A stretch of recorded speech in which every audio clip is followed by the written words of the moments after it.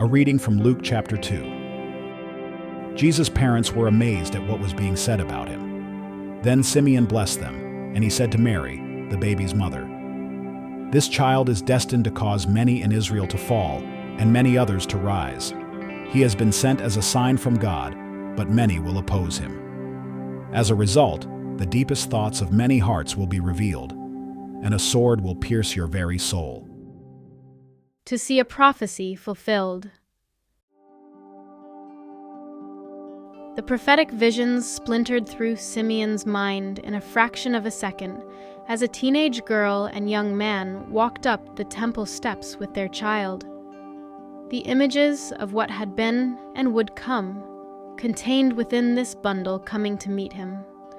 War and rumors of war, peace and a marriage feast, a scrap of linen swaddling cloth, linen temple drapes torn in half, the groans of a Jewish girl laboring in a stable, the tear-stained cheeks of a mother kneeling at a cross.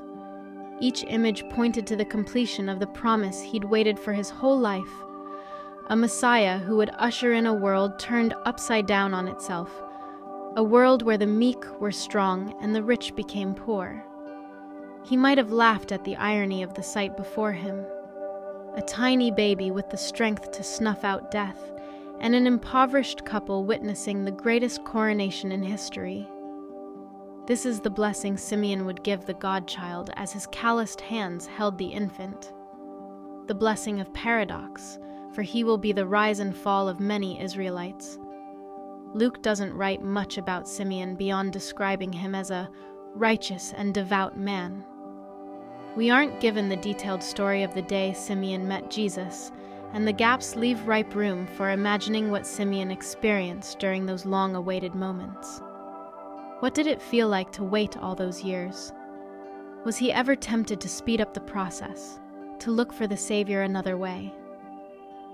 As we peer through Simeon's ancient eyes, we realize that the promise of Advent is both slow and mysterious.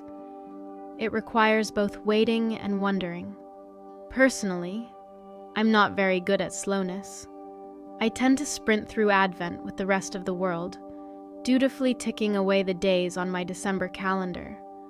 Hurry through the mysterious and confusing bits. Get to the candlelit silent night and festive presents. I rush, though, as if the less I think about the grid of Bethlehem, the more I can enjoy the twinkling lights and Christmas trees and gingerbread houses. My impatience is a way to resist the lingering questions. But then I remember Simeon. Simeon waited, and waited.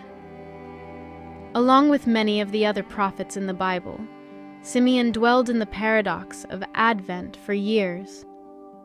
Unlike me with my chocolate calendar, Simeon didn't have the luxury of a countdown or the ease of knowing how the story would end.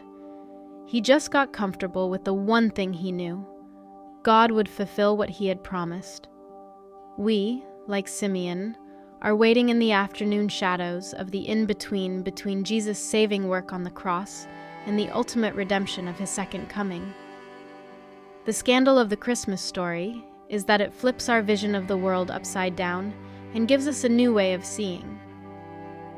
In doing so, it demands that we surrender our tendency to rush and to rationalize. How would the Christmas story change for us if we allowed ourselves to be wrapped up in the radical profundity of it all? Of a child that causes both falling and rising, of divinity intermingled with the gritty, ordinary chaos of humanity. If we paused long enough, what pains, questions, and promises would bubble up to the surface? Advent offers us the gentle invitation to model Simeon's posture, waiting patiently, pondering, and wondering. Questions for reflection. Like Simeon, how can you cultivate a posture of patient waiting and wonder in your own spiritual journey, especially during the Advent season?